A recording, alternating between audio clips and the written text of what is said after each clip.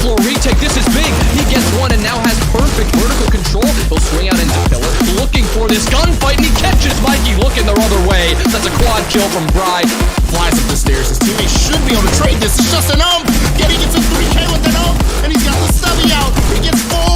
What in God's green earth just happened? As Resync goes into the default plant by Tetris. No more C4 anymore from the Malusi, so he's gonna have to go drive, and he gets 4. What? Both these attackers rather low. There it is, but Twizzler was actually picked up in time. 12 seconds left. Vivid still needs this 4th kill. There it is through the wall. After's just getting the bomb down. He doesn't care, but the impact downs him. They have to go for these kills. With 3 seconds left, Silent lands the pre-fire. Nobody can kill him in time. The ace from Silent. The 1v3, 2 for Mystic now. And we're 4-3, almost tied up.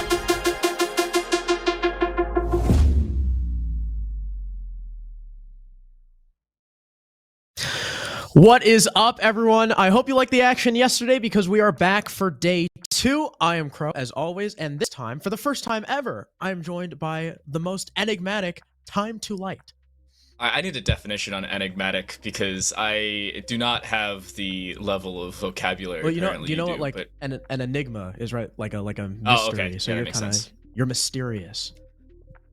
Ooh. You know. Well, I'm happy to be here. It's day 2 of the Swiss stage. We cover our second half of games, but with the Swiss stage, it's all opening matches, and opening matches, of course, leading to what can be chaos, sometimes with new rosters, new teams, and new faces between them. Yeah, and if we want to do a quick recap of what happened yesterday, we had half of our opening matches play out, as you can see from the bracket. Aerial Arise went up against EQV4, a pug stack coming through our qualifier, and they got smoked, quite frankly. They looked like they were maybe going to have a chance with how well Duke was doing with those entries, but those mid rounds, those late rounds, they really fell apart. Reality TV didn't look quite as good without Packer and Cavini, but they still looked like a solid team. Got that win over IF. Yeah, and following forward, it was Astralis on Bank up against 6 Karma, and while 6 Karma opened up well, it was Astralis keeping a little bit more consistent in that second half that picked up with a 7-5 victory for them, and then later on, it was a surprising early fallback from Luminosity Gaming, but they still were able to pick it up in the second half against Lycus Empire and move up to the 1-0 set as well. You can see 4 teams on the top, 4 teams on the bottom. Their opponents yet to be decided. They will be by the end of tonight. And of course, we're going to be starting out with that match at the very top of mid. the bottom half. Yeah, it's going to be Parabellum versus S2. So this will be our first T1 T3 crossover, since the only T1 team that played yesterday, well, I guess the 2 T1 teams yesterday played against each other. So this is going to be, you know, really what SCS is all about, and I'm really hoping S2 can make a splash here. And it's becoming a proving ground for Stay Safe. But let's take a look at Parabellum. First, you have Doc, Kool-Aid, Blaz, Packer, and Silent. Of course, a cursory look through the roster as a whole.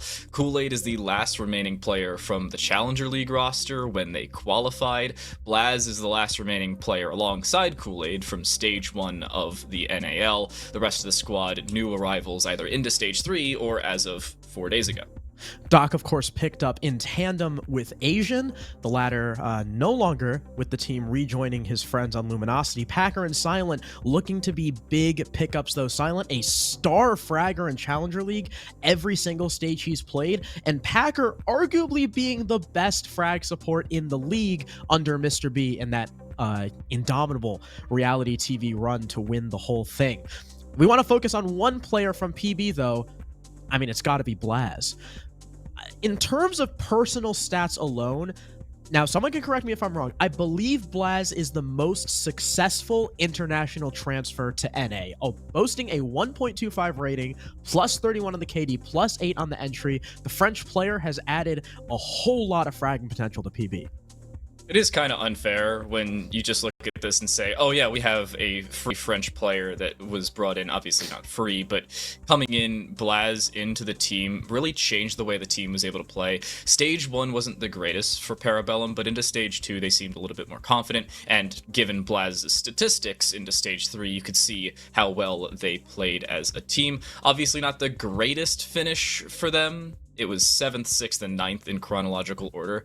But Blaz alone, that statistical dominance without having the team even in the upper half of the NAL, that shows you how good of a player he is. And it's been super consistent throughout the whole year. He's had stats like that. And speaking of players with stats like that, their new pickup, Silent, another player who I think is going to bring some incredible fragging potential. When he was with LG, it's not going to be the same system, but I think Silent is just nasty enough to hang with the T1 players. That guy is incredible. Packer as well, always being the backbone for reality TV. I'm going to be most interested in watching the dynamic between Kool-Aid and Packer, two of the best frag supports we've seen develop in Challenger League, now on the same squad. Yeah, and with Kool-Aid favoring that odd Sledge and Alibi combination, especially with the new season right around the corner, it'll be an odd position for Kool-Aid to maybe flex when the meta changes, because naturally Alibi was the #1 defender for a lot of teams into Stage 3, but that's not going to be the case with the changes to the MX4 Storm, removing the 1.5. Of course, the fire rate's going to stay the same, but the favor of the Italian defender, or at least one of the two, not so much. Because remember, that's why people were bringing Frost, and then they gave the 1.5, they gave Frost 1.5 to Alibi, and then we saw Alibi Rose. So I'm wondering what's going to happen now that Alibi no longer has that. You talked about Sledge too. Sledge is going from a 2 armor to a 3 armor. So his pace is going to be slowed a little bit.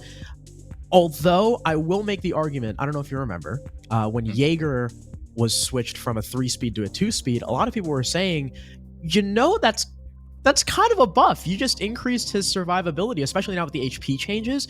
So you think about Sledge, and I think there's going to be a lot of situations now where a C4 is going to go up, and he's going to be right on that fringe where he would have been dead had it been a 2 armor, but now brought low because he's got that extra little bit of HP. Yeah, it's plus 10 HP when you go from a 3-speed to a 2-speed, and plus an extra 15 from a 2 to a 1. You go from 100 to 110 to 125. And it's always an odd position because it's up to player preference a lot of time. Would you favor a little bit easier aggression and speed over that extra 10 or 15 HP, depending on who the operator is? Of course, that'll depend on what Kool-Aid decides to bring past December 6th, or whenever the official update comes out. I believe it is actually December 6th, next Tuesday, for all of you curious. But something like that. Let's transition. It's stay safe their opponents, the tier 3 squad coming in, their obvious counterparts. The roster as a whole has not changed all that much. Bio coming in from the Favelas CL team, you have significantly more experience casting him. But Reverse and Wi-Fi, those two players I've casted basically day in and day out, outside of the fall semester for the last 3, 4, 5 months. And they've stayed about as consistent as players can be at the tier 3 level. Yeah, they've been around for a bit. Reverse in the T3 scene, Wi-Fi much longer. I've been casting Wi-Fi for years now, and he's an interesting specimen, I guess, because he went from the old Lycus Empire. I don't know if anyone's gonna remember this team. It was Wi-Fi, Shu, Rice, Schnitzel, and Hixer. What a team that was. I hated those guys. And then as a team, not as individuals. And Wi-Fi went from the hard support Thermite smoke main to now much more of an aggressive player. It's not strange to see him on a Sledge, on a Flex roll, or as one of those primary entries on Zoe or Iana. So he's had kind of a glow up in terms of fragging capability and just raw aim, kind of like we've seen from Poison and Mr. B as well. Only Wi-Fi doesn't have the same T2 pedigree as both those guys now. Amp and BJL, another two players in T3 that have been around for a bit and also touted for their fragging ability, right? Amp with Team Gusick, with Teddy for the longest time. He was always a highlight player. BJL, I think previously known as Donut, was also pretty mechanically gifted, and I'm thinking that Bio is going to be able to do something good with this team. Whether or not it's going to be good enough to trounce a Pro League team with, I think, 2 improvements now with them in Silent and Packer, that's going to remain to be seen. I have to agree. I do see these two new additions, not only in terms of mechanical skill, because that's not the only conversation, but in terms of the team cohesion that it'll allow here for Parabellum. On the stay safe side, I'm still sticking with the fact that Wi-Fi is a really big pickup because of the ability of Wi-Fi to flex between so many different operators on the attack or on the defense. You can go hard breacher, you can go soft support. It just depends on the day or sometimes even the round. And that allows Bio to really flex the team through so many different strategies to throw off those who may be anti-stratic. Now, you know, Parabellum coming into this want to show they're powerful. They want to show their strength. So there's been at least some VOD reviewing done on that PB side. The question really remains for PB, is it the exact same team that was last week, or did Bio just throw an entirely new playbook at the rest of the squad? Yeah, I'm really excited to find out. And first, before we get into the game, we got to find out where we're going to be playing. Let's head over to the map bans. Holy crap. Villa and Sky off the board. So glad we're not seeing Villa again, but PB are taking out one of the fun maps. We saw yesterday too. I think one team banned Sky, Border, and Theme like 3 in a row. Didn't make me happy. Border being taken off this early, not happy about, but I will trade out the bank considering we saw it twice yesterday. We went Oregon, bank, Villa. Terrible day one for maps.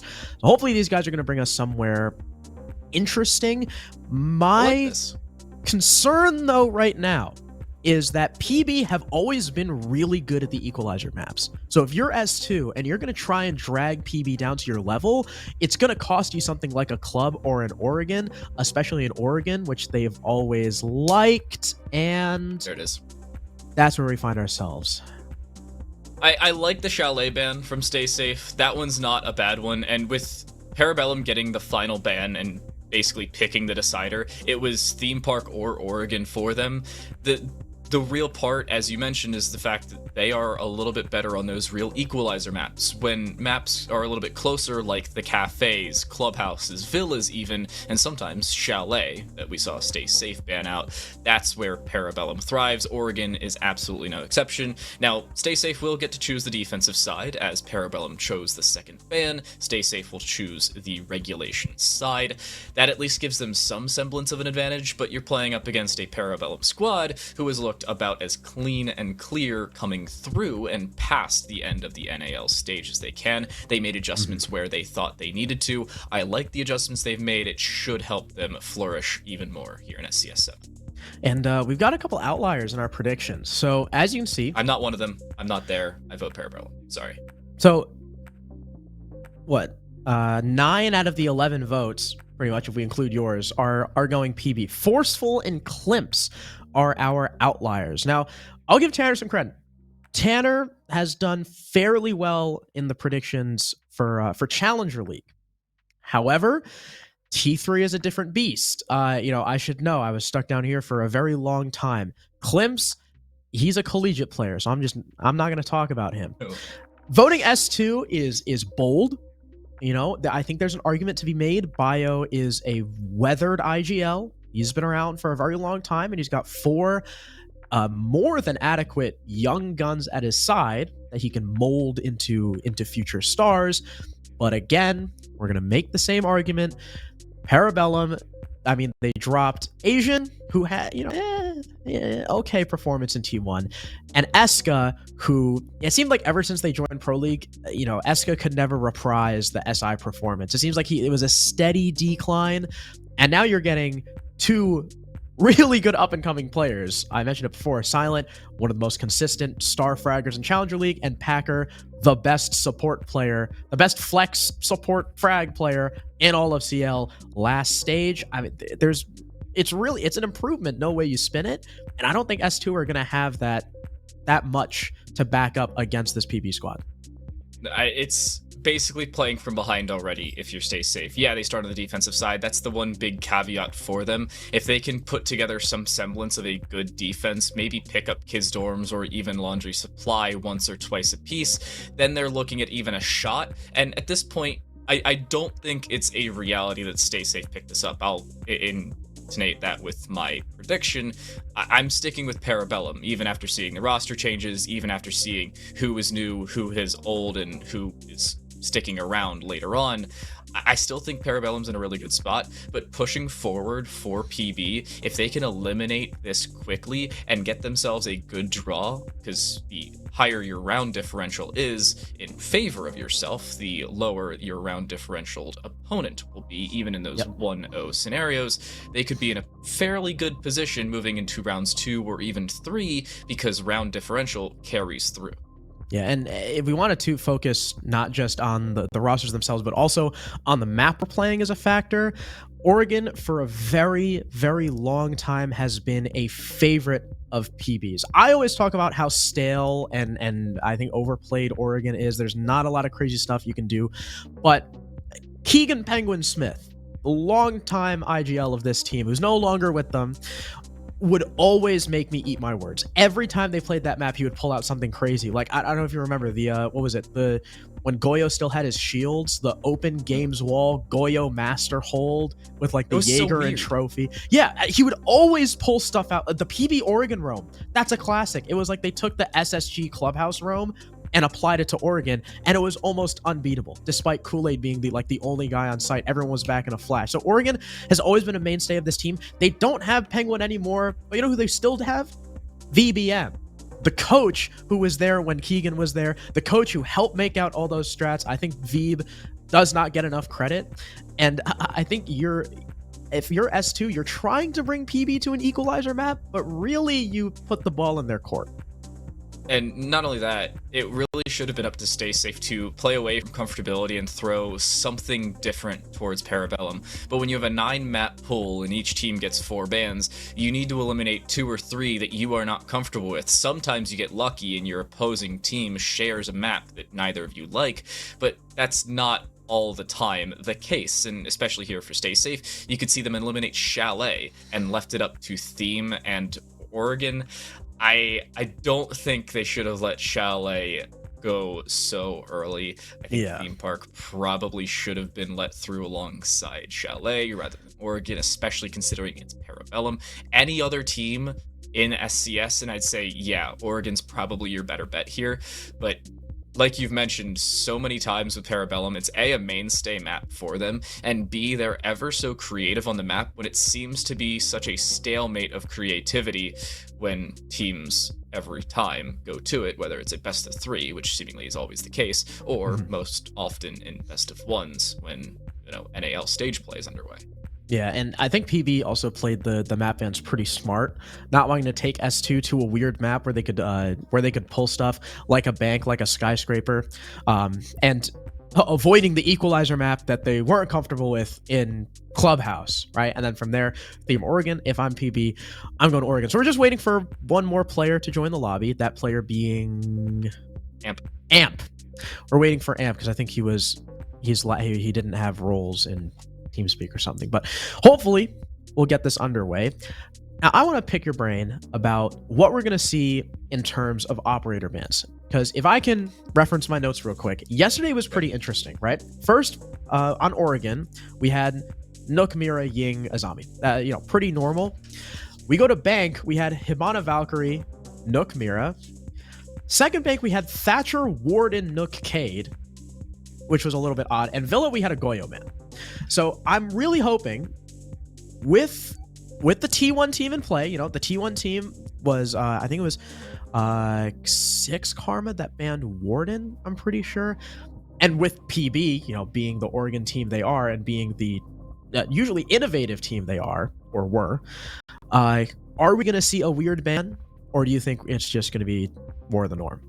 I think we're going to see one weird ban, but I think it's going to be Nook. I'm not going to lie to you. That's the only time I see anything completely different coming into this. I foresee most likely a Thatcher ban coming through. It depends on how Bio wants to try and play this one, but we'll get things underway and into our game.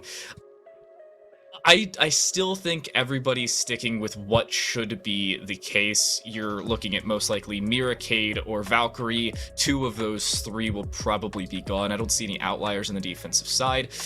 Twitter says 88% Parabellum. I am one of however many people voted on that in terms and in favor of Parabellum.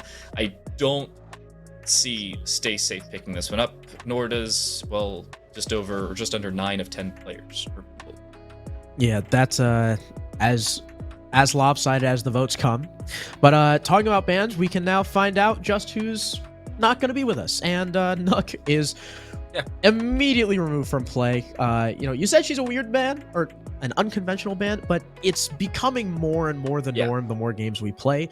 And there it is. Really? Yes. Amaru ban. Excellent. I love that. So Oregon is a rare map where Amaru actually has a couple of uses. You can get into Big Tower. You can get into Armory. Kind of like one of those cross-map quick cutoffs. You get yourself in across the map, you make sure you're sitting on a staircase, sitting on an important cutoff, and if any roamers walk your way, not expecting an attacker to be in that building so quickly, it's a free kill. There's also a lot of Amaru play we see sometimes going for a big window push. You have her go up that kid's hatch, you can have her go up that attic hatch, you can even go her hit the attic window. So there's actually a lot of uses for Amaru on this map, and PB want to keep this against a T3 squad as a completely known quantity. They don't want any funny business. I also find it surprising that PB was actually the one to ban out, the alibi, considering, well, Blaz was the one to favor the alibi in NAL Stage 3.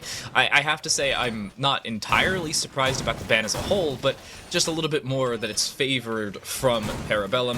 Final ban of Azami, I'm not going to say that's too much of an outlier ban either. It's becoming more of the norm alongside Nook, always in the conversation, because of how odd of an operator she is. Most operators used to just change your environment by removing it, creating new sight holes. Now you change your environment by adding new aspects to it, not something that a lot of teams are ready for, especially when off angles become regular angles and more difficult to clear out.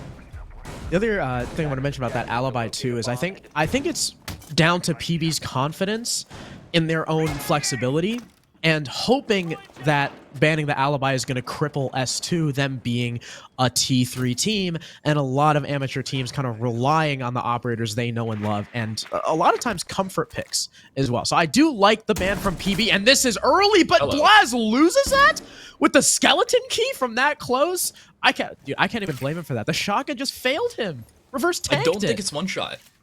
I don't think skeleton key is one shot unless you're within 3 meters. It's actually, okay, I remember Rogue9 did a video on this. It's actually one of the best shotguns in the game. Really? Yeah. So the fact that Blaz did not get that kill, especially with Verse being a 3-speed, that's miraculous. Lucky, to say the very least, for Reverse for the time being, and still alive at about the 25 HP mark. Wi-Fi still looking to get aggressive around the freezer side, sees the Ayana on the opposing side, of whom backs away. Silent doesn't want to over-aggress there. You feel a little bit bad for Blaz, but the opening pick still going Stay Safe's way. The defensive side needs to open up well, and that's at least a way to start things off. Super unfortunate with that shotgun.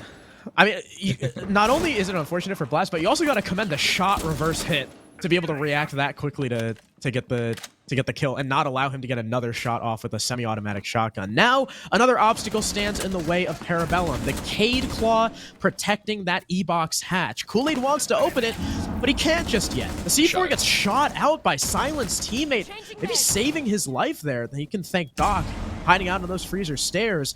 Speaking of freezer, they haven't really been able to make a dent just yet. Wi-Fi and BJL still holding on to it. Kool-Aid tries to wrap over towards Laundry, but in the meantime, Packer has hit the floor. Nades come in, they don't hit anything. Silent pushes up, gets the kill on BJL, so it's a 4v3 now in the favor of the defense, with Kool-Aid getting one back as Silent is down now as well. But the Banshee going off gives away Kool-Aid's position. Kool-Aid does get the finish, but it's down to just Doc.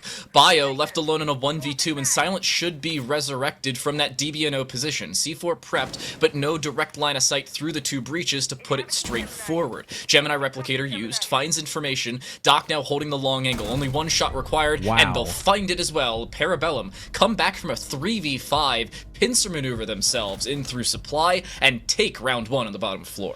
You've just gotta commend the trades from PB despite losing Blaz early on, and despite the freezer take looking like it was stuck in place and stalling out. I thought the round was over when Packer died. I was like, that's it. All S2 have to do is just hold on here. They've got to hold on to, what, 2 funnels with 5 players. it's nearly impossible for them to lose, and yet they still do, because Doc goes huge with 3. Gotta give it up to Kool-Aid, getting a kill by Laundry. Silent able to work his way up Freezer and establish the pressure to allow Doc to get some of those kills on those defenders, kind of clamoring to regain that map presence. But S2 couldn't make it happen despite being in a 5v3 and despite having almost every advantage. I guess maybe not having a smoke presence there really hurt them, considering how bottlenecked PB were, and they're going to make sure AMP is actually going to survive long enough to impact the round this time. Well, they actually had the smoke out, just only one Toxic Babe was used, and the other part of that was Kool-Aid coming from the bottom of main stairs, actually threw BJL off, who was playing towards that freezer rotate / bomb chassis, but couldn't look in both directions at the same time, and surprisingly didn't have help from that closet peek hole that was set up earlier on. That was the main detriment to the defense. Drone finds the whereabouts, and now BJL looking to back away, doesn't find the drone, but does get out with their life. Wi-Fi, also playing aggressive towards the shower corridor, is safe for the time being, but is now being aggressed upon. Follow-up drone falls, but they now have to fall back. I do wonder about AMP in particular on smoke, considering the history of him. He's been super aggressive. He's always been like a really proficient entry player, so sitting him on smoke seems a little bit odd to me. Like, why would you not have AMP on the Jaeger and then Bio on the smoke? But I digress. Wi-Fi is our first casualty, but reverse response in kind. Packer's trying to get that default angle above the stairs to flank watch, but Packer was ready for it and punishes the sledge. Switch up. That's exactly what Stay Safe needed, and look at where Reverse has gone. Right back. Reverse, re-aggressing, kills Blaz now. It's Silent at the bottom of the freezer stairs once more. The C4 thrown forward by BJL does not land, and now they'll have to back away. But the re-aggression from Reverse in so many different facets of this map has allowed them to regain some map control. Yeah, they don't have the bottom of main, and Doc actually from that same position finds a kill, but they've at least consolidated a little bit and kept themselves in this round about halfway through. Here's the gas canisters coming out from AMP, and I'm looking towards him to have more survivability this time as BGL cuts down Doc by Laundry. The all-important position Kool-Aid was manning in the previous round that you highlighted was so useful for them, getting a pick there and distracting some of those anchors. Now PB are in the man disadvantage and split apart. One on Laundry, one in Freezer. The case on Kool-Aid. The man in Freezer trying to work his way down, but BGL's watching the locker angle. Silent works his way in, kills Bio, but the smoke still alive. Does some work with the SMG-11, kills Silent, and leaves Kool-Aid alone. He's still got a gas canister. He can lock off that freezer door, burn a little bit more time, but he's just going to play the crossfire and the trade with BJL for now, but they're not even going to need it. Kool-Aid tries to make his way in, and AMP dusts him, giving S2 their first point. There's the flexibility from S2 this time around. They understood that the bottom of main stairs was really their Achilles heel in round 1, so immediately they re-aggressed towards that position. You saw Reverse do so later on towards the first half of the round, but especially it was being watched from different angles. Notably that closet, I talked about it being unoccupied in round 1. This time it was watched by 2 different players in 2 different positions of the round. A big final pickup from AMP as well, making sure it didn't come down to a 1v1, giving S2 the bottom floor, albeit second time around, it's a win nonetheless. We're right back to dead even, and Parabellum, now flexibility relies to them as they have to attack the top floor, and S2 are bringing in a Frost on the defensive side. The rest of their lineup relatively straightforward, but the Frost is, in my personal opinion, the main outlier. Also, there's a skin on that air trap. So the only ones that are straight up banned are the Valkyrie and Twitch elites, as far as I know, because they actually make it harder to see. Like, they're kind of beige-ish and blend in. Every other operator gadget is fair game, especially the Frost, because I would consider the Frost Elite a disadvantage. I mean, look at the spikes on that thing. It's whiter, easier to spot. The normal Frost traps I think are much better for concealment-wise anyway, but like you said, the Frost is an interesting pick. I do like how Parabellum swapped off of the Thatcher, considering S2 are not bringing a Mute, a Cade, or any sort of wall denial, so Thatcher would have been a little bit useless. What I am curious about is picking up the Dokkaebi. I guess PB figuring that S2, you know, they've been rather aggressive on those laundry defenses. Dorms, it's a lot easier to get aggressive on, and they want to make sure that Dokkaebi is going to help lock down those roamers, but so far it's the anger game punishing them. The open games wall allows Wi-Fi to get that opening frag on one of your nade operators. And now he's playing through 3 walls and a doorway. That is insane, or 2 walls and 2 door frames, I suppose. BJL with a Mark 14 in hand is playing from T2, looking to cross-angle towards the armory hallway, but Reverse will re-aggress. With Blaz too preoccupied with the window behind them, Reverse was able to aggress and find the kill. Doc has found a timing and has now gotten in towards this master side. Kool-Aid dropping an entire battery of defensive utility will allow them to aggress in that position, but again, it's Parabellum in a 3v5. But remember, last time they were in this position, they came back. Maybe not so much this time with BJL dropping Doc from long range in the attic. Beautiful one tap from that DMR, lighting Kool-Aid up as well. Thanks to this rotate in the attic wall, S2 clearly not afraid to give the attackers avenues instead of just bunkering down those walls. But BJL finally gets punished, and Kool-Aid follows it up with a kill on Reverse. So now in a 2 versus 3, the situation slightly more winnable here for PB. Packer likely going to make his way down attic. Drone in front, making sure the coast is clear for Kool-Aid to make his way through, get some of that breaching down. It is weird, though. Parabellum have both of their players with fairly favorable primary weapons, yet are using submachine gun pistols. The Bearing 9, the SMG-12 are being favored at this point, and Bearing 9 only has a mag and a half left. And the question remains, can they aggress quickly enough to make them useful? Kool-Aid is able to vault in towards the bottom side of the attic and is looking to aggress actually with a shotgun in hand. The Supernova, however, will not be able to find the kill. It's amped to drop him, a headshot was found, and the return from Packer, not there. It's Bio swinging, and swing or be swung, Bio comes out on top of the engagement, as does S2 the round. They take the lead. So I guess we know why he was using the Bearing 9 all round now. Yeah. I was like, I don't know he is a Type 29. Why is he not or Type 25? I don't know why he had the shotgun. I don't know if that was a misclick, because he had the Type 89 in the previous 2 rounds. So I have to think it was a conscious decision, but an odd one at that. You gotta think if he had the Bearing 9 out or the Type 89, maybe he wins that fight against Amp, because he had a pretty nice pre-fire, and the way his sight was, it would have probably been a headshot with anything not a shotgun. Unfortunate circumstance there for Kool-Aid, but you can't really pin it all on him. Parabellum in the early round fell flat. I mean, the fact that that open games wall worked against a team who kind of pioneered that, you got to commend S2 Esports for it, especially the play from Wi-Fi, not only getting a kill, but then playing those long angles, really intimidating PB off of that avenue, completely forcing Kool-Aid towards the trophy door later in the round. The kills from, who is the Oruni? BJL sitting in tower too. Again, getting a kill, lighting up Kool-Aid, applying pressure. That's what the game is so far for S2, and that's why they're up 2-1. They'll be looking to continue this streak, but it's not meeting as their tertiary site. It's dining, rather. They are kitchen dining fanatics. I cannot say that the same applies to myself, but hey, each team has their preferences. They do give up most of small tower. The one caveat, I think, to that is the fact that Amp has a black eye camera in the small tower. We saw them set that up fairly early in the round to gain information later on, and hopefully for them, it's not checked.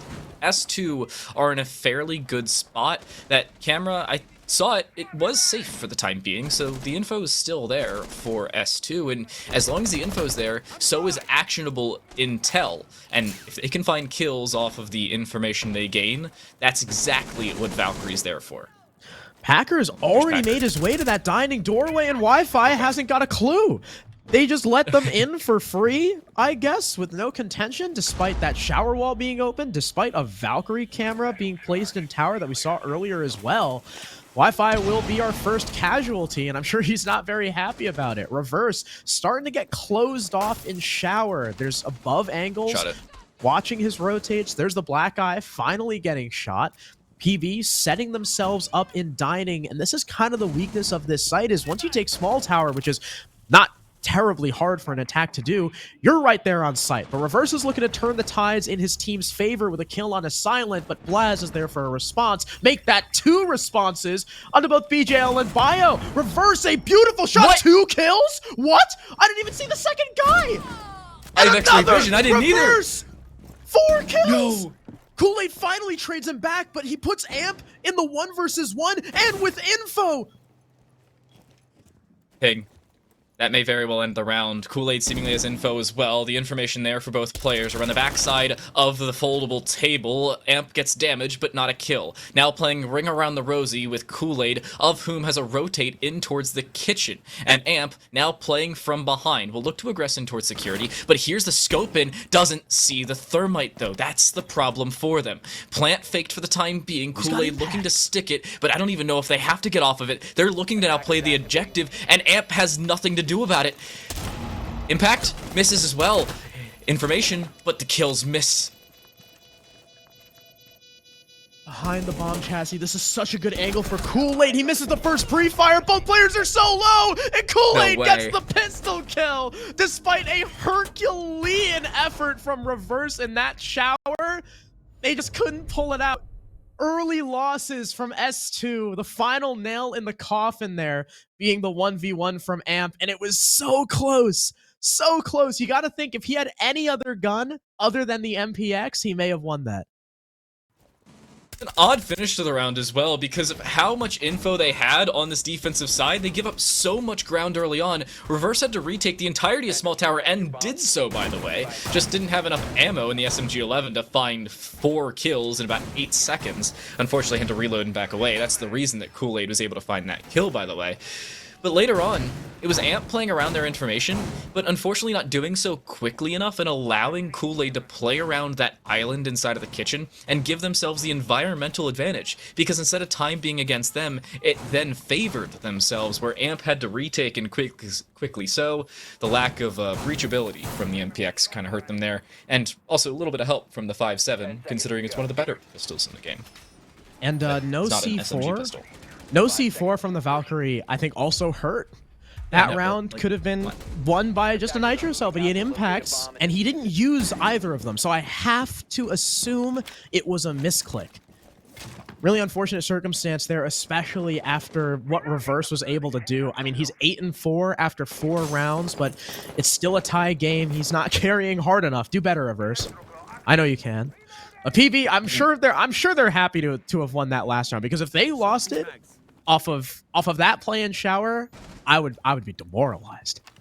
Oh, that I'd really hurt going forward. Packers just walking down white, and yeah, probably should have died there. I don't know about that one, especially without information. There's always a risk of somebody roaming towards the bottom of white stairs around Small Tower, and Packers saying, "You gotta be a moron." You didn't drone him. That's all I'm gonna say. I mean, it's probably just banter. I'm in a group chat with both Packer and Reverse, and they're civil with each other, so. Okay. But Kool-Aid's hopefully going to be able to deal with these mirror windows as well, because they are placed perfectly to stop this attack. You can see PB are trying to go for that freezer presence again, though they are a little bit more spread out. They've got one on tower. I think I saw one by bunker 2. Kool-Aid's just going to open up that E-box hatch instead. Working around these rotates as well, open by Doc to just provide more ease of access on this first floor. But PB have, without their nades, or without one set of nades, is hopefully not going to be too much of a detriment, considering they still have Silent, and they've still got the Roteros of Blaz to do some work as well.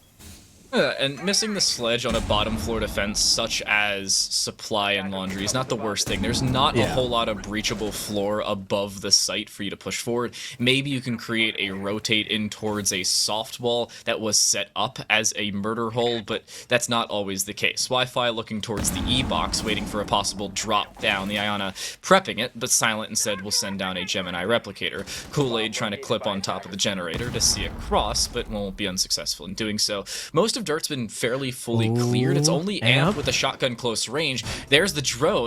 Amp knows they're there. It's a one-for-one trade, though. Blaz with the AR-33 finds the headshot. Amp with the clothesline. but it's still a 4v3 as S2's favorite in the man count. Such an important kill, and another important one as Wi-Fi finds the dropping Silent. Trades go back and forth as Kool-Aid goes 1 for 1, and another perfect trade. The second of the round between the Jaeger and the final attacker of PB. S2 taking the lead now by 1 point, and their defenses have been, even if they're structurally not necessarily the best, they have been fierce in the gunfights. They've been aggressive. That's the real difference for Parabellum. And the main difference between T1 and T3 that I notice when either you're watching the Rainbow Six Twitch channel or not. The problem for T1 teams, and the big note for S2 or any Tier 3 team when they take them on here in SCS, is the fact that it's a different type and style of play. While yeah, Parabellum could be fully set up for a late 20-second entry when the action phase of the action phase actually kicks underway, they may not be ready for just the absolute balls of S2 when they swing every fight in the game and waste no time getting aggressive, especially early. Like Reverse, up the white stairs, Packer wasn't ready for it. The S2 defense so far, I've really liked watching. It seems like the game plan is just push. Is just meet Parabellum where they walk in, stay unpredictable, make sure that PB are never comfortable.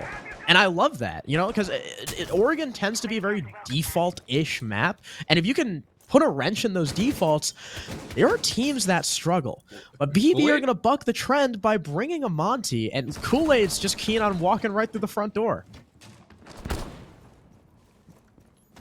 Kool-Aid is playing the BJ Monty. outside.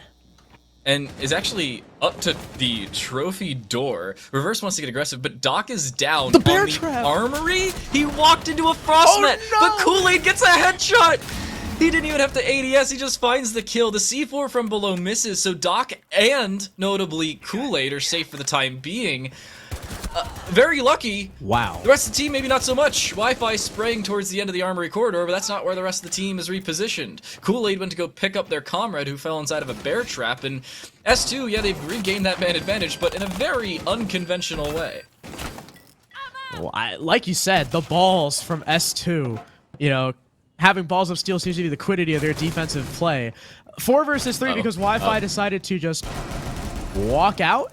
And now Kool-Aid is taking more fights. I mean, you know, talk about gall. This guy's just dropping the shield and shooting at enemies. Packer gets the equalizer to make it a 3 versus 3, even though he's low on HP, and Kool-Aid gets damaged a little bit by those gas grenades.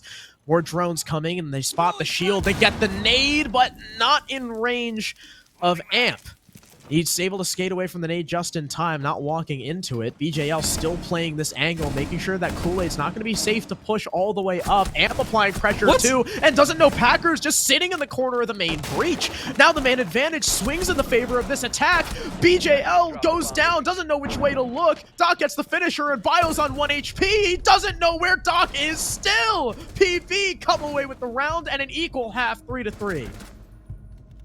Unconventional games have seemingly been the story of SCS, and this one seemingly no exception. S2 in that round just swing everything, and earlier on it was a great position for them to be in, but when push came to shove and Parabellum were able to play forward because of the fact they had the mountain of a man on the board, that being of course the Montaigne, it didn't really go S2's way. They didn't have much to deal with it. The C4 from earlier missed, and they expended most of their utility that could have dealt with that Monty. An odd position certainly for them to be in, but still something they could have dealt with. It was really weird from Parabellum when they walked forward, but S2 seemed ready for it, and then just weren't.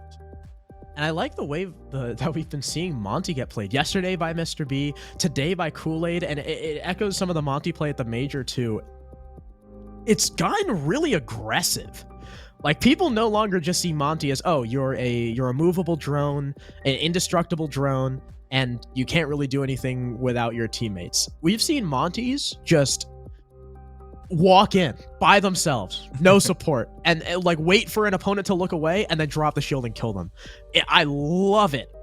I love it. It's such a turnaround from the way we've used to seeing Monty played, and now he's a really aggressive op now that people are actually taking advantage of the fact that, you know, he's pretty much indestructible save for a C4 from below or a really well placed gas grenade.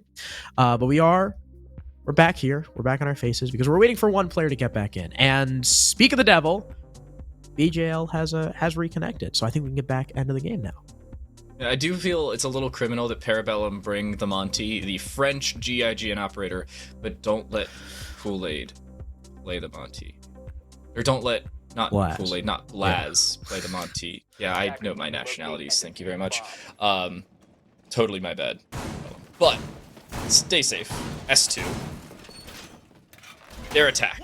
What is the call? Already not completely different operators being prepped, but an Ashe and a Capitao at least being looked at by them.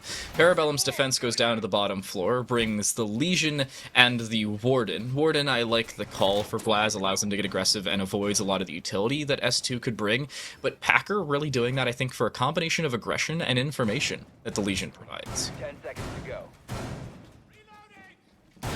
I liked past tense. I liked the Capitao pick from Bio, but I guess he's deciding against it. Objective is to locate Dokubi Jackal combo from reverse, though. Spawn peek from Blaz. Backup from Doc.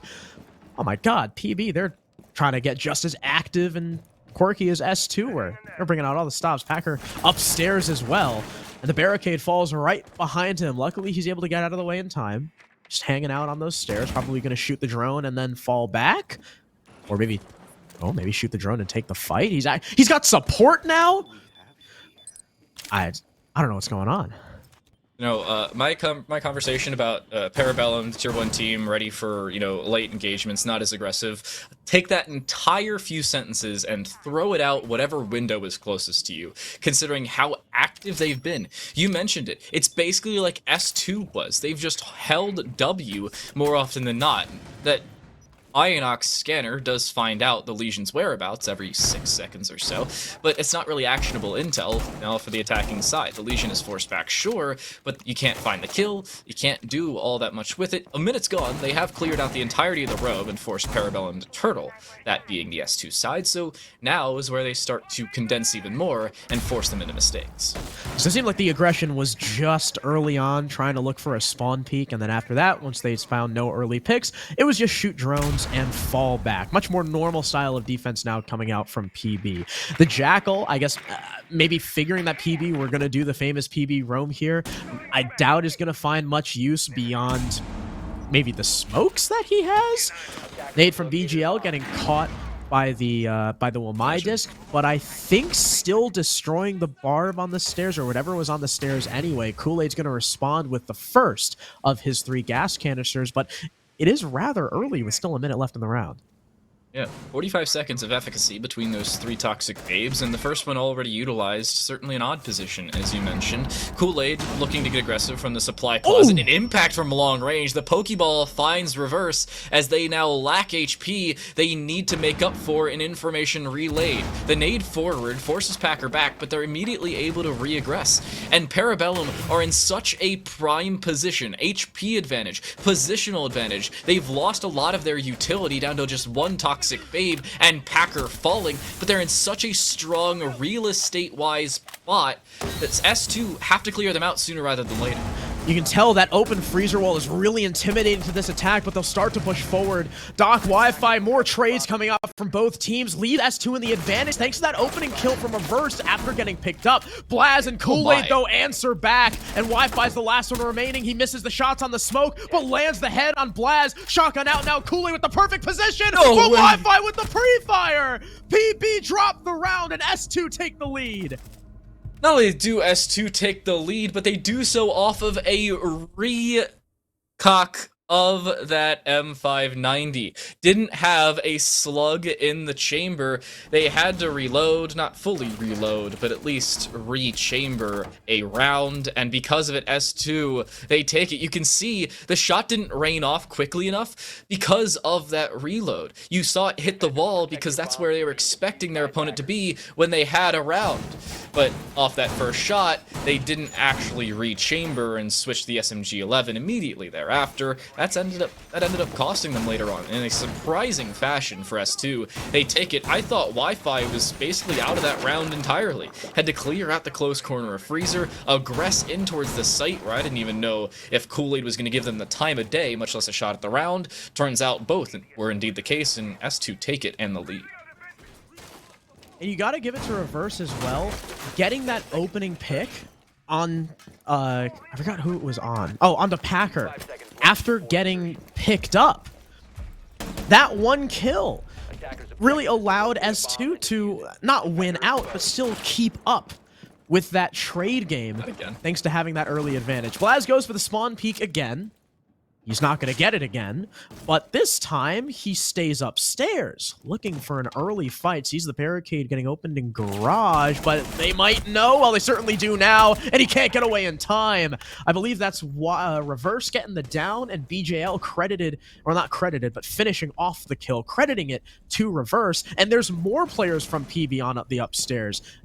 Hovering around Z, getting droned out, and quickly falling back. One still waits at the top of White, but Reverse isn't going to take that fight, at least not yet.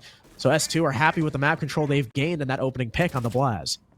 And understandably so. Parabellum, I think, have over-aggressed in a lot of these scenarios when they really haven't had to. Notably, towards the previous round, they didn't even have to aggress in that 2v1. They could have played back and forced Wi-Fi into a definitive crossfire, and that wasn't the case. And unfortunately, with history not entirely repeating itself, but the aggression still showing, and it costs them repeatedly.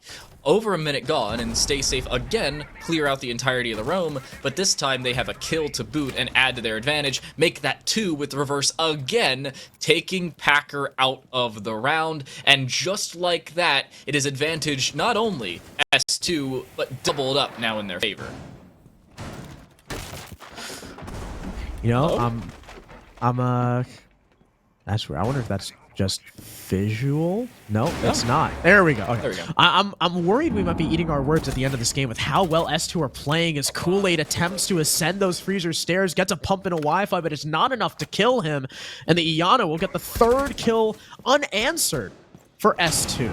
Bio on this Capitao can easily choke off more avenues for the defense, but they just rush on in and fall to silent. Now the round's doable. Thank God there's someone there for the trade. Doc doesn't see the head of Bio. Even though he gets one, Bio's there for the trade.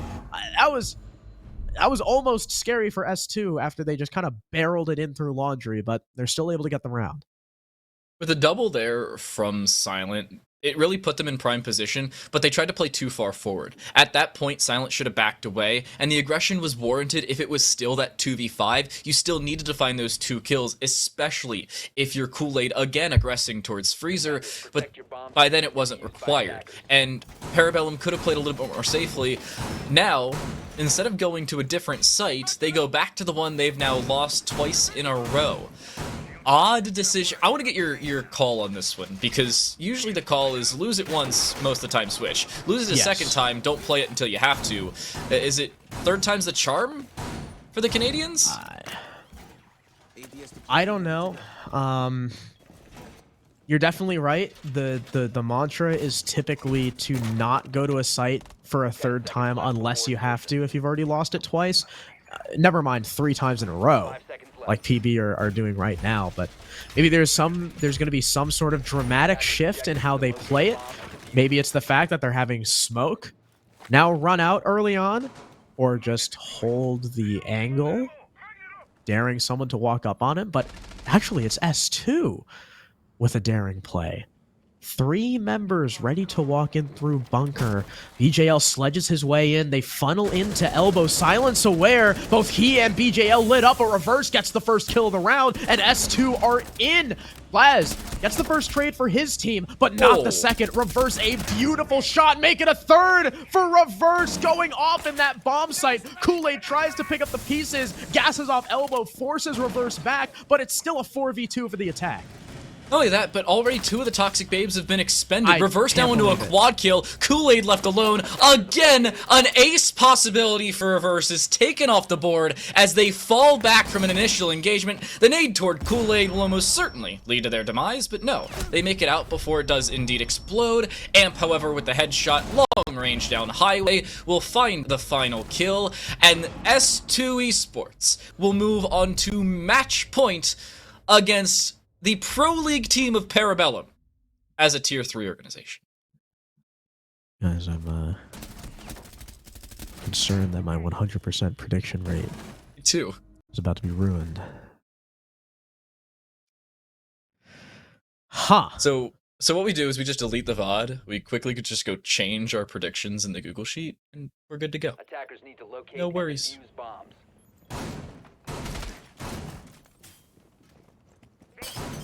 No worries at all. It is a chaotic position for Parabellum to be in, though, because they finally make a different decision in terms of site selection, but is it too little too late, considering you now need 3 in a row, and you inevitably have to go back to laundry supply anyway, unless you decide to go to the middle floor twice over? Why are you showing the predictions again? What the hell? Oh my god, Tanner's gonna be the only person at 100%. I hate No this way, guy. Tanner was supposed to cast this game, too. He was, and then he was like, I'm sick. And now I'm casting. I was supposed to have the day off. But, I mean, you got to cast with me, so you That's got L true. twice. oh, I thought you were gonna spin that as a positive. I mean, it could be. Depends on who you are. All good. If John had to cast with me twice in the same day, he'd be upset. But, you know, we finally get to cast with one another, so I suppose That's you true. get For a the first thought time process. ever. The debut. And on an SCS broadcast. Oh my Also, god, Wi-Fi. Wi-Fi Oh almost my. got smoked. I wouldn't even say that was gonna be his fault. Like he was just opening a barricade. That was unwarranted. You know, you think you should probably open that barricade a little bit earlier when it's less likely that somebody's on the other side of that who can shoot back. Or on like a tighter angle. Yeah, it is what it is. He'll survive for the time being. Reverse is down to 50 HP, so 2 of the main fraggers for S2 are low. Doesn't matter. But it doesn't matter. Reverse doesn't care, is on 16 kills through 9.5 rounds. Somebody get me this guy's cost at the end of the game, please, and thank you. 16 and 8. A 2.0 KD up against a T1 team. Quite the performance from Reverse. You know, he said he was going through a dry spell, especially in quals, but you know, he's got his identity back. He's a self-proclaimed beast, and boy, I mean, he's showing it, and he wants more. He's looking to maybe peek into Attic. Don't know if he's got the info on Blaz's whereabouts though. That could be a freebie for the Warden. Here's the peek, and Blaz isn't looking the right way. Reverse nabs his 2nd of the round, his 17th of the game, and a 3rd for Reverse. How is this possible? Kool-Aid seems to be his kryptonite, the only guy able to shut him down when he's on a tear, but he's still got to find 4 more. 2 of them are low HP. But, okay, he was going for the knife. Sad to see that Amp stole it away. We could have seen a knife as the final kill. Wi-Fi was right there, but, I mean, 7-3 for S2. We didn't see any upsets yesterday. I think it's safe to say this is an underdog story. Reverse's pronouns are clearly he/him. What did he finish? 18? 18 and 9. That's insane. It is a 1.8 KPR, a 2.0 KD. He had to have gotten a kill in every round as well. There's very low likelihood Fun that fact, he's not at least at a cost of 100. Really? He was the opening death in round 6. But I think that might be the only round that he didn't get a kill. Like, that kind of performance is... it gets you noticed. I mean, he already played not incredibly well, but he had an admirable performance when he subbed in for Favelas in Challenger League. And now coming back to T3, going up against a T1 team and dropping 18, that's gotta say something. Kudos again to Klimps and Forceful, the only two of 11. I hate those guys. I hate those guys. S2. Yeah, Forceful also the only person on 100% prediction rates. And looking through our replays, there was Kool-Aid with that pump shotgun, by the way. That is what ended up costing them in this gunfight. Didn't reload it for re-chamber a slug before picking it up. Also, kudos to the 13% of 270 voters who picked on S2 to take over Parabellum.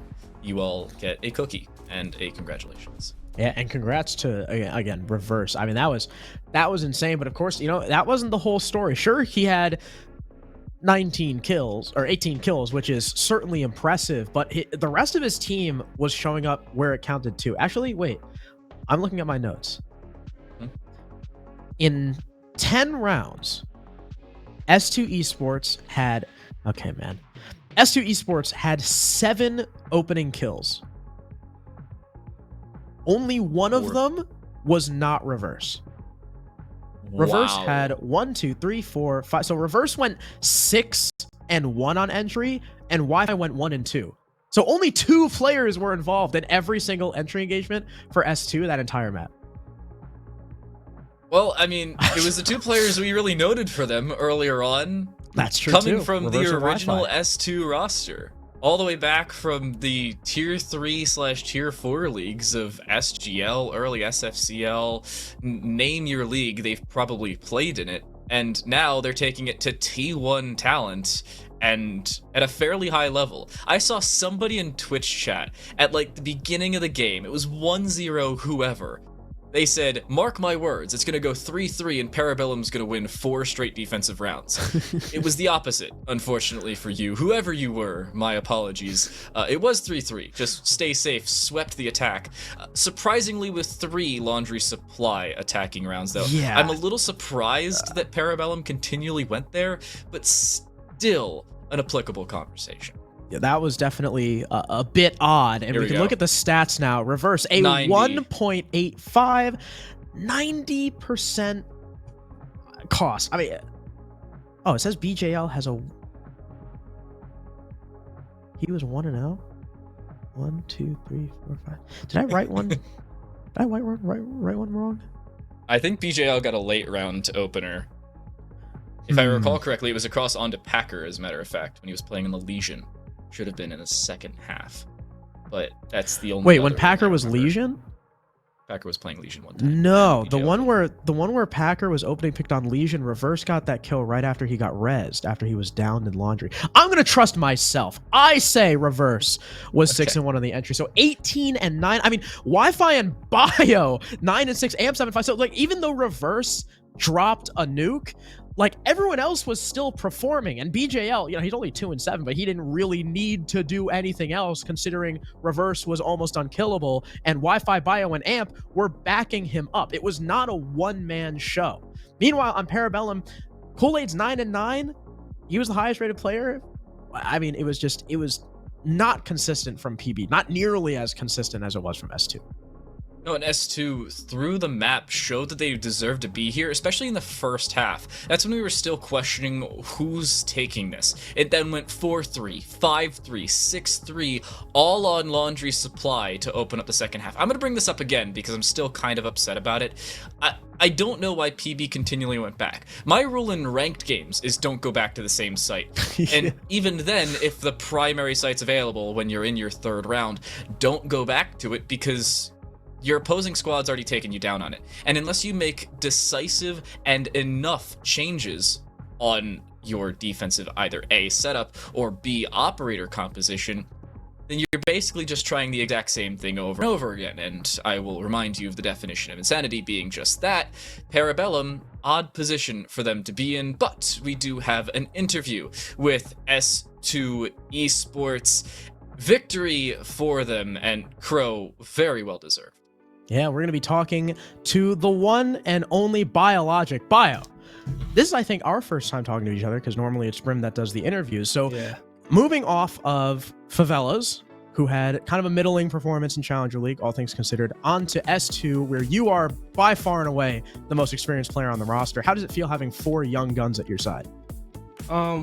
It's pretty nice. You know, I have to teach them a lot of like the basics, but I think talent-wise, you guys saw it today, like they're pretty good. I was kind of surprised because when I started playing with them and we were scrimming like T1 teams, I thought we were gonna get like 10-2 to like 11-1 because the only person I know is Reverse, because he's just an FPL, but like the other 4 are like pretty good. I'm just really surprised. What did you notice about this team that made you want to join them and lead them? It's mainly I just wanted to play with Reverse. I mean, Reverse said he needed someone, and I was just like, oh sure, I'll play like SCS quals. I didn't like, after I left Favelas, I didn't know what I was gonna do, and then Reverse like said like I'm play calls, and then I was like sure. Like I already knew Wi-Fi because of friends of other people, but I didn't know BJ or Amp at all, and I'm just really like just surprised at like how good they like everyone. I think everyone now I've realized has like gun skill, but like I kind of helped them with more of like the mindset and like just like strategical part of it. Is like now like they see stuff, and then I just tell them like what to do when they see that, and then they just like fly through it. Now I know because Wi-Fi, before being an entry way back when, used to be on hard support IGL. Does he assist you with some of the shot calling and stuff, or are you the main? Okay, the main the guy thing here? about like I don't get why people put Wi-Fi on hard breach. Like Wi-Fi has really good mechanics. He's a really good shooter. Yeah. So like even like Amp's on hard breach, but he doesn't. I tell him he doesn't play like a traditional like hard breach. Kind of plays it how like you see like players in LATAM play it, where like they can just be like kind of superstar. It's more of like Amp kind of like baits us, but he can't really bait us when like Reverse is like killing everyone. So yeah. Yeah, I remember Amp, like when he teamed with Teddy and stuff. I mean, he was like an alibi entry guy. So yeah. I know that was definitely cool to see him on support and still do pretty well on it. And going up against today, against Parabellum, you know, a T1 team, sure they have roster moves, but they're still T1. Did you guys, I don't, you know, you have to go into every game expect to win, but did you think it was going to be 7-3 dominant? I knew it would be a tough game, but once you eliminate like what maps they're good at, it's kind of like up in the air. Like I kind of know like it's gonna be the same PB, so they have the same tendencies. Like Blaz was the #1 rated player in the NAL, right? Or he had the most kills. Something but like if that, you look at like the games they play, like he plays like Villa like every single game. So and like you have Silent. I played Silent on Villa and he was going crazy. So you just take Villa, you take Border, and then I think everything else is just like a toss up. So, but you know, they'll probably say like they weren't like trying, but I don't think at the end of the day, like I don't think he wanted to play this and like get beat. So they definitely were trying to like beat us. So yeah. All right. And then so one final question, again going back to you being the most experienced player on the roster and taking that, you know, leadership teacher role with Reverse, BJL, Wi-Fi, and Amp. What was the hardest thing for you to get them to understand when it comes to Comp Siege? I think slowing down. Like yeah, that makes sense. They don't slow, like in scrims, like they don't slow down. Like when they get a kill, they want to keep going and keep going. So like towards the end, like when we got 5v4, I was like, yo, reset, slow down. Reverse got another kill and they got another kill. I'm like, okay, like you guys just hold angles for a second. And that last round, like Reverse kept getting kills. I was like, okay, it is Kool-Aid with a shotgun. Please don't run at this guy. And then they finally got the kill. So, yeah. Yeah, we so almost threw I think around too. Like someone got like a double kill because Reverse and BJ tried to run down the hallway. Yeah. Silent was just holding in the closet. So, you know, Reverse didn't slow down today, but it worked. Bio, it was a pleasure talking to you. I look forward to more success because, you know, I've also known Reverse and Wi-Fi for a while, and I'm glad to see you guys doing well as a team. Huge win, and we'll see you in the next game. Hey, have a good day. You too. And that's that. He was about as correct as he could have been, by the way, in the map analytics for him. I decided to go quickly through their NAL finishes on the Parabellum side. In chronological order from week 1 until week 9 in their 9 games played, they played Border for the first 3 weeks, Cafe Villa Oregon, Villa Cafe Villa. They played Oregon a single time in NAL Stage 3, and even then, it was a 7-4 loss to the Sonics. The rest of those were Border, where it was a little hesitant, Oregon, they played mid, Cafe, they won just one time, and it was Villa. They won the other time. The rest of those were losses. So the research was good on the S2 side. I said they'd probably be doing a decent bit of odd reviewing, even with 2 new players. That was still the case, especially for Oregon, and they pick up a very well-deserved round 1 victory here in the SCS Season 7 Swiss stage. Definitely. Say what you will about Bio, but he is a solid IGL, and he definitely does his homework. But that's it for game 1. We're going to take a quick break. Remember, there's 3 left, and when we get back, we'll have game number 2 ready and waiting.